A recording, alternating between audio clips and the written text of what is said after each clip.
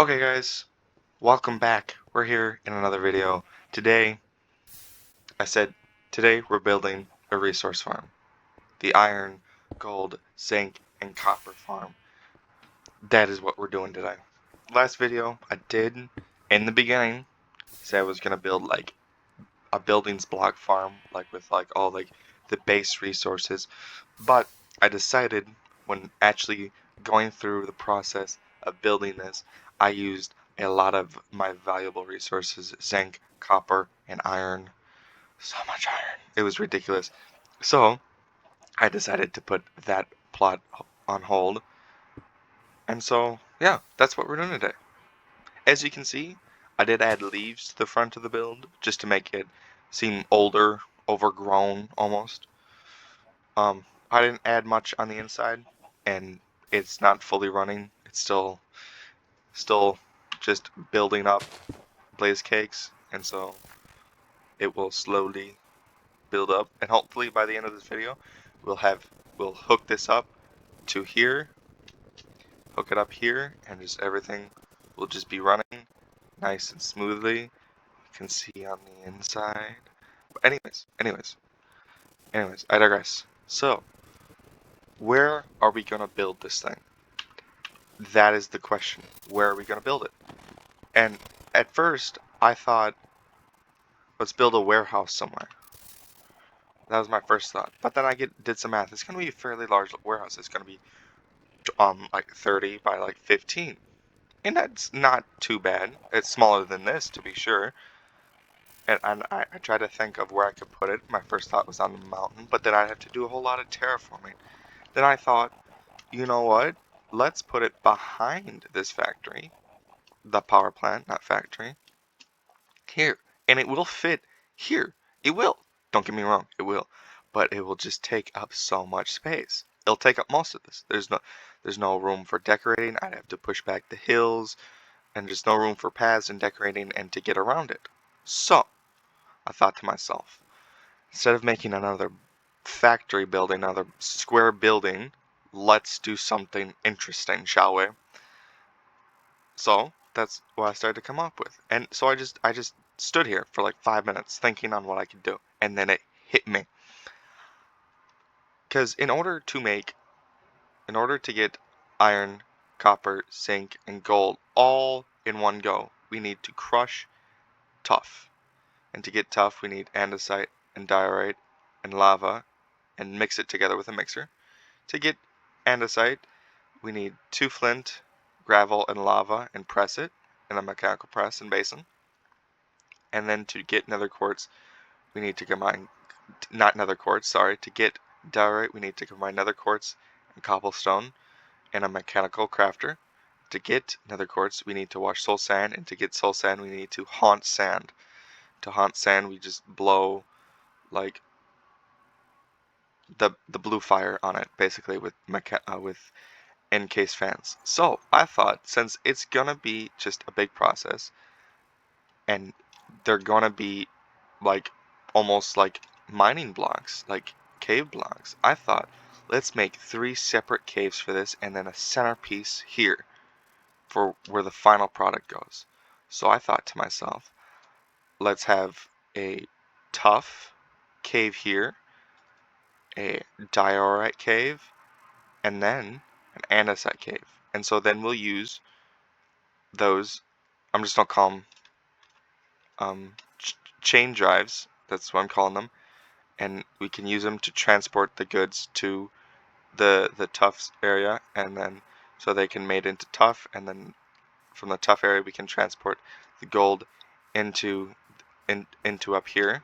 And when we'll take power from the chain drives, but we'll keep this a separate unit, a separate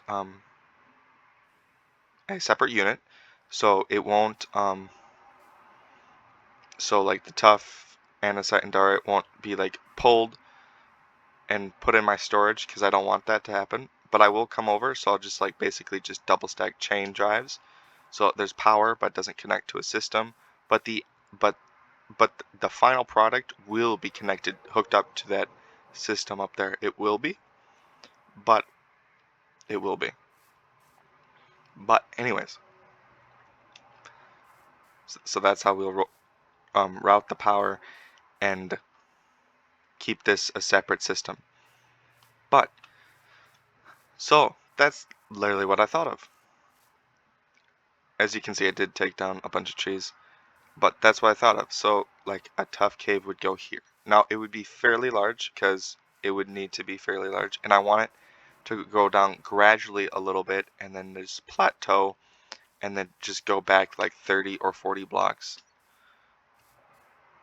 30 or 40 blocks, put the machine in, and then make it look nice, and then basically just do that 3 times over. And I have not actually thought of a centerpiece to go here yet. Alright guys, I'm back. I got everything I kind of need.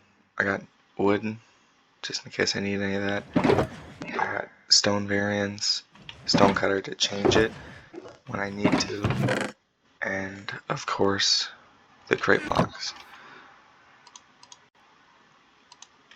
The crate blocks, I'm just gonna shove this up here, because I don't need this at all right now. Okay, now,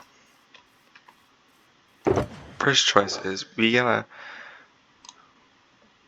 figure out how big we want this tunnel to go down. I'm thinking like, I want a 1 block center.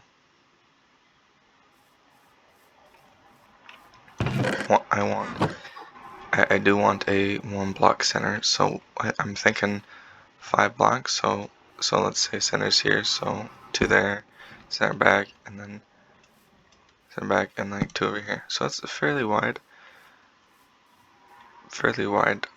arrangement. But I need to get a crafting table.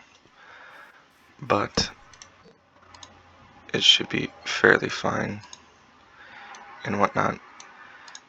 Now I'm grabbing some more blocks just to give some, just to see what I need. But, you know, let's go with a traditional, like, you know, mine shaft kind of support beam style here. And we'll see if it needs to be taller or no, it still needs to be taller, honestly. It truly does. It just needs to be a short. Can't be that short. It just doesn't look as good. So we tear it down and then we just go up, remove any nuisances like this tree.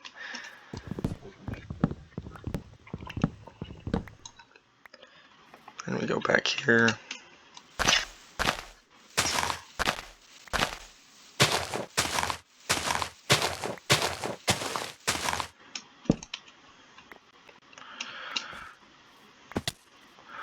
Now that I'm thinking about it, and maybe it's too wide. Maybe we go a 3 block thing, because we can make like the tunnel down, like, you know, small, but then once we get to the bottom where the crate machine is, we can open that up, and that's fine. So, and with like Minecraft, you need the creative, you need to understand that sometimes you're just gonna tear down what you did completely and utterly. It may be a lot, it may not be, but you just gotta be willing to just own up to that mistake. It doesn't look good, and just tear it down. So we'll go with a smaller one, go up here.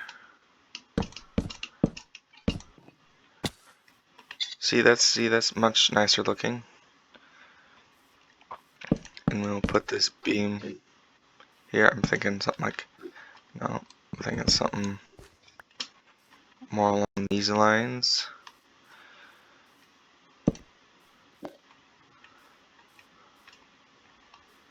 And then let's go something like this. No, that doesn't look good at all. What? Alright guys, I'm back. I went through multiple revisions. I put roofs on, I put another centerpiece up, jutting out, and I looked at many reference pictures of like other people doing little like mine archways. I looked at many of them, and I just decided to go with this very simple design. How I mainly had it, all I really added was like this and this, and honestly, I just think it works.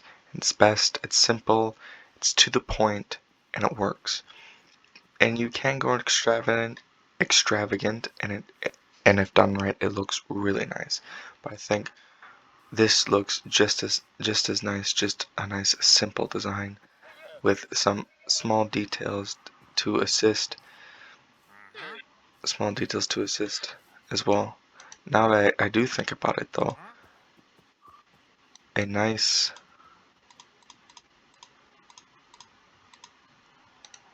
a nice little fence might also be nice. Something like that, or ooh yes. Just experiment with what you have. Just some nice fences up in there work actually kind of brilliantly. And that's just the process of building in Minecraft. You just experiment with everything, and if it doesn't work, tear it down, and that kind of works. You can put some lanterns on there. Looks quite nice. Anyways, the next part is actually carving out the cave. Now I don't want to go too far down, but I also want to go down where like I can't see the mechanism like showing like here. So I want to go down like 10 blocks, I'd say. Maybe we'll see. But I also want to make it a gradual slope. I don't want to go straight like at a hard 45-degree angle. I want a more gradual decline, because then it will look more cave-like and less stair-like. Okay, I didn't go too far down, because honestly I feel like this is all I need. But this is pretty good. This is as far back as I want to go, because I don't want to get it too deep, but just deep enough so it gives you that mine shafty feel. So this is where we'll start putting the mechanism, but first we have to kind of carve out the area. Okay guys, the tough portion is done. The cave is decorated, the crate machine is put in. Now let's take a look at it. This is the entrance, as you kind of saw earlier. It's decorated, sloped, there's different variants, it's jagged, it's nice looking, and the fact that it's not, I guess you could say. But here this is the cave. It's definitely nice, definitely has that mine shafty cavey feel to it, I believe.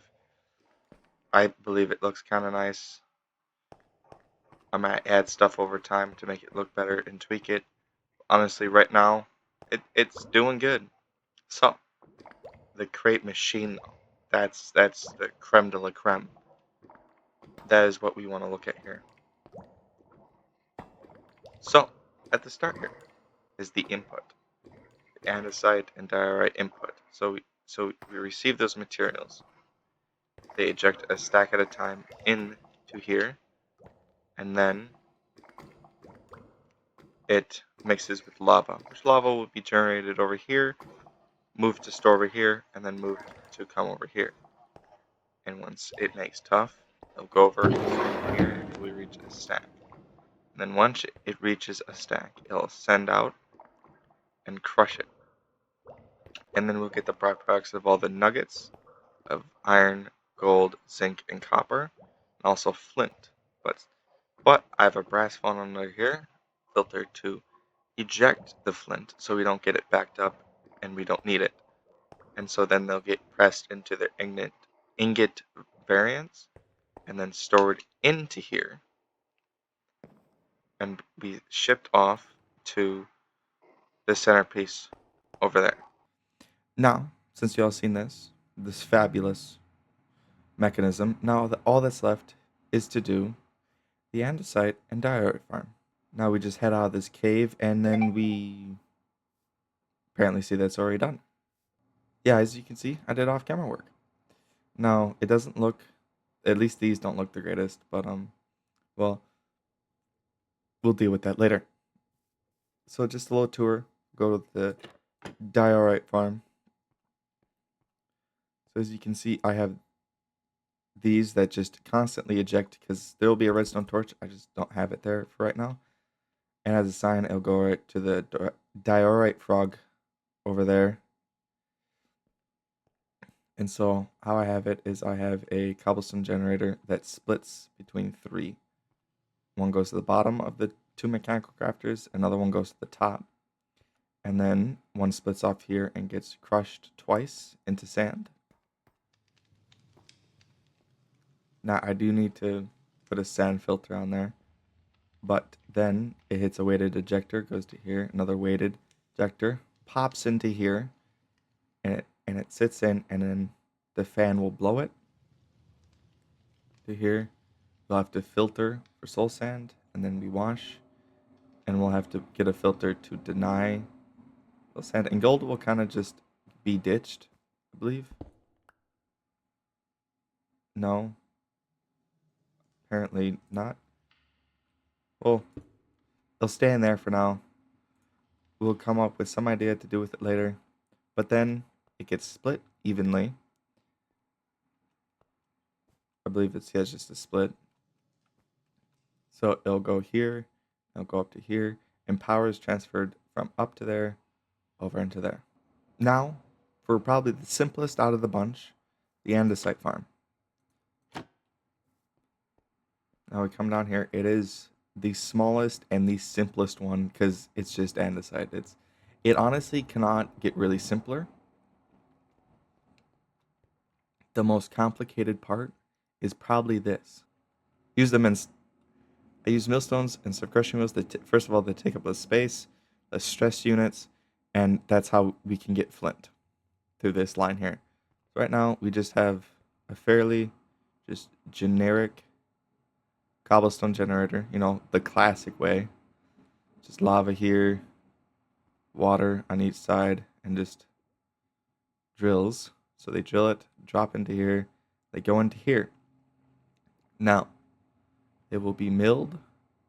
This will be milled into gravel, and that'll be sent off, but this will be milled into gravel. And then we want flint, because that's the recipe that we have to do for this. So we crush it into flint some more, and then it goes into here. Now we have this small lava generator here. Now it pumps the lava up into here, and then it presses into here, stores in here, and then it'll be sent out immediately to the other thing. As you can see, guys, I'm in the power plant. This can hold up to 3,000. You can just see it's on just under 2. And I've been just leaving it alone, just letting it run based off like this power here, which is actually a decent amount. It's like that's 3,000 stress, I believe. So I think it's about time to truly see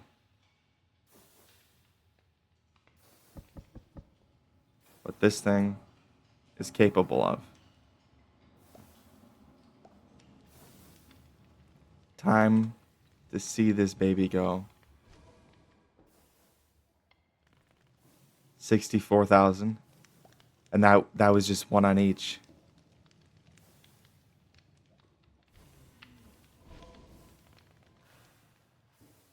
$128,000.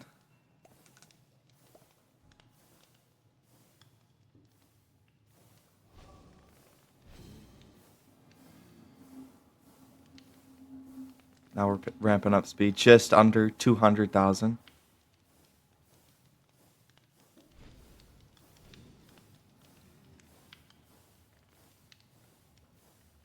$259,000.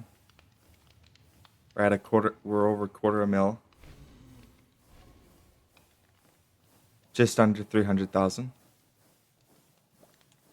Now they're going really slow on purpose, so it maximizes these and it gives it enough time for that to produce.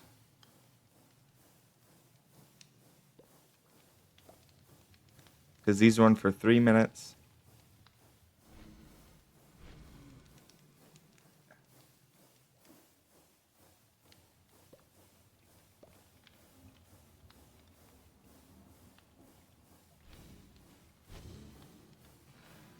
will it max out at just under? See, now we got some.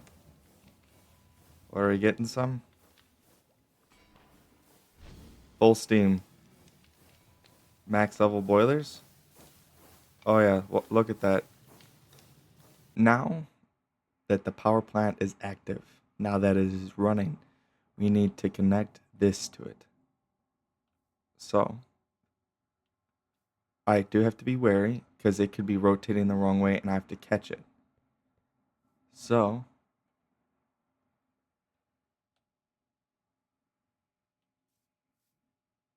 I believe in one of these I built a contingency plan for that. But right now I don't know which one it's not this one. I checked. I didn't check the other two, but I believe it's that one. But either way, I could craft a gearbox, put it somewhere, and I'll fix it. But I'm hoping and praying that I won't have to. We come in here, we check, see, it's rotating the wrong way. So we gotta stop this. So the only way I can do that right now is just clicking that. That have gearboxes. I can pick a spot, dig up, see that shaft right there? Now if I go like this, replace. Now I need chain drive. And let's quickly connect here. Now it's running the right way. We're doing it correctly. And we're getting andesite. Now this one's a little more tricky.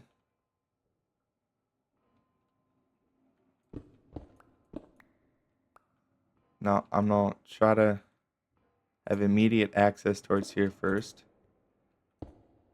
Just in case I truly do. I have to watch where all this turns. This is all very complicated machinery, so I can't just check one thing to make sure everything is going the right direction. Now, if I did my calculations right, it should, but this one, there's so many moving components, we have to double check absolutely everything. You see? Now, this is going backwards. Now, let's check the fans, though. The fans are blowing in the wrong direction, so it means when I switch it, it'll be correct. And this right now is just not working. So if I get up here, I can take this off, plop that in there, and everything should be rotating in the correct direction.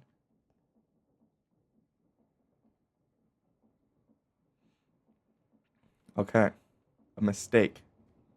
There's now a mistake. Glue. No, I don't think any of this is glued. That is a big no-no. There's not even water. None of this is working. So while everything, you can hear that one. So that's fine. That's an easy fix. So if you just go like that, put that back on there. Now we just need to get glue. Okay, now that we have everything glued, now this should all move in tandem. But one other problem. We have no water to make this go. So we have to go get water. Now that we have the water, we need to waterlog all of this. So just so you're warned, this does cause a bit of a mess when it first starts. So do be careful and be mindful of what's around. That it happens when it starts and when it stops. At least when it starts. I'm not entirely sure when it stops, but when it starts, water will kind of get everywhere. So let's hope this all works. See, and it goes, makes a mess, but then we go.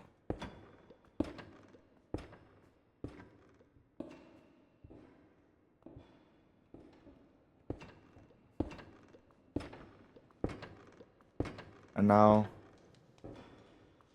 it is all just there. And I made another boo-boo. There's nothing outputting. So I'll be right back. Now I have the funnels, I can place it here, but let me explain how this works real quick. So it does, like the traditional lava generator stuff, like lava touches water, turns to stone. So what it's doing is these kind of become entities when it's moving, but when it stops on the end here, they become blocks again. So it destroys whatever block is here. And it's pumping just enough lava that it turns to stone, but it actually doesn't decrease any of the lava in here, which is kind of cool. It's like a little glitch. And then when it turns back to a solid block, it breaks, and then it collects and gets stored into here. It doesn't go into here. It goes into this barrel because this is all contraption, and it goes straight into the contraption. Now, then this brass funnel here drops the stuff from the contraption and puts it into the item vault. Now, this will overflow, and then it will cause a bunch of items to spew all over the place and annoy the frick out of my computer and me. So what I have here is, once it reaches a threshold, it will send a redstone signal, which will go to here, and it will activate the clutch, and then it'll stop it from moving. And then it'll stop. And then once it gets below a certain threshold, it'll activate again. And we're actually, this one running perfectly well so far. Nothing has been really screwed up. Now we have the biggest contraption, not the most complicated, but it is definitely the biggest out of the three. This is probably the second most complicated one. The first most complicated is obviously that door one. Is just a lot of steps, a lot of different moving stuff, but this one's is just a little bit more straightforward. So this one, I believe this one has actually the contingency somewhere in it. All right, I found my contingency plan. A gear shift with a lever attached right above here.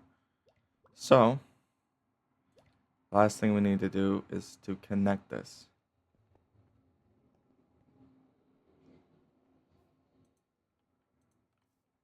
And we just have the perfect amount of chains. Make sure everything's going in the correct direction.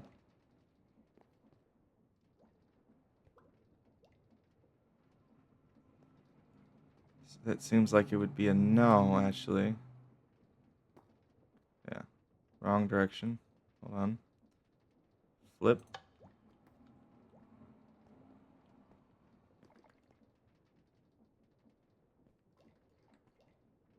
Something.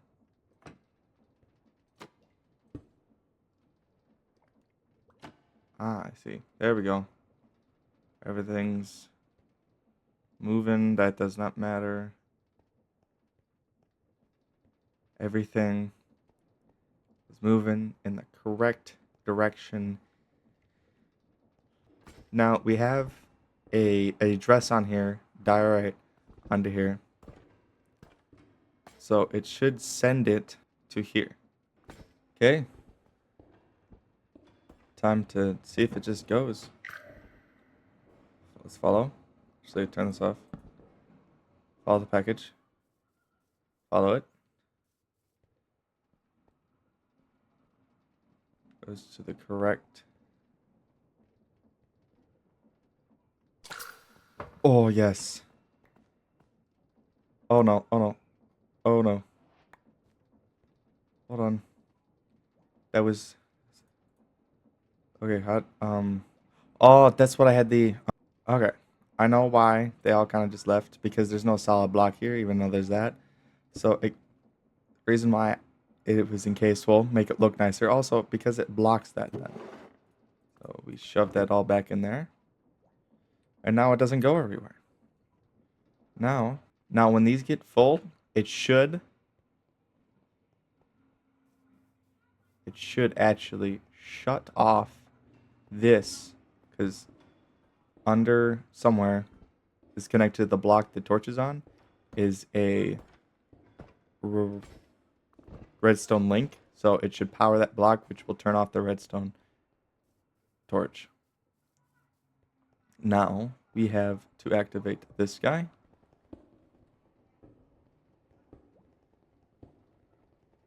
And this one has a different address for andesite. So if we go like this, sends it, maybe. And it collects, goes in, and we make it. Here we go. Okay. Now that we got a stack, it's crushing the tuff down. And I'll split it off, like I explained earlier, into its correct format. It should ditch the flint immediately from right there or something like that. There, it splits off. Oh, but none of them have a single ingot available to press. But now we have all this stuff. Now, there's nothing going in here, and it's not like sending or anything, but it needs somewhere to go. And it's going to go kind of right here. Now, I'm thinking of having carts. Okay, guys, we're back. I got the cart design I want.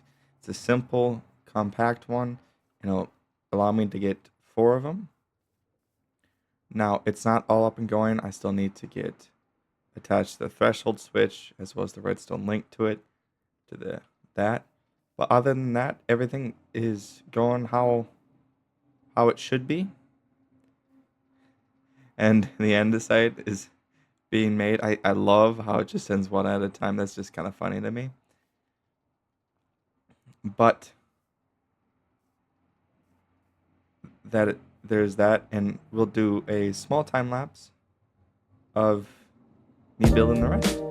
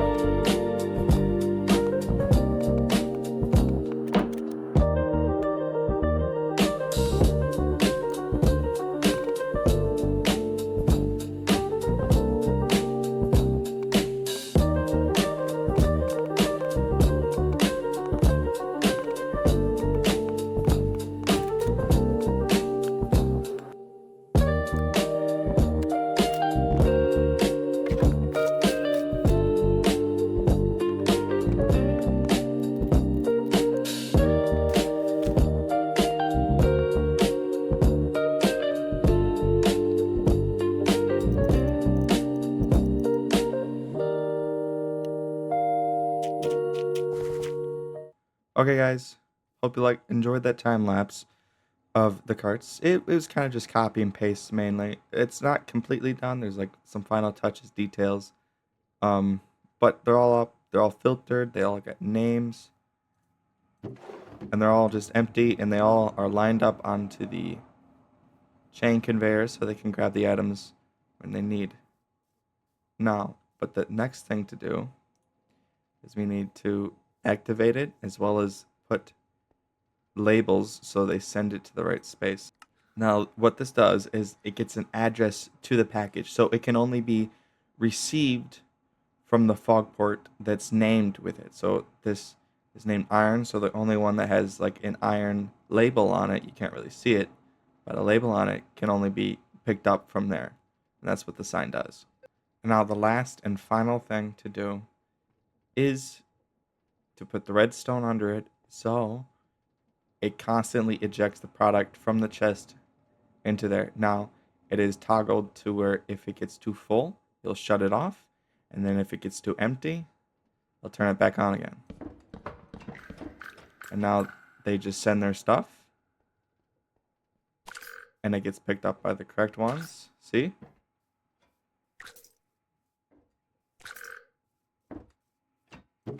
And there's the zinc, there's the copper, there's the gold, and there's the iron.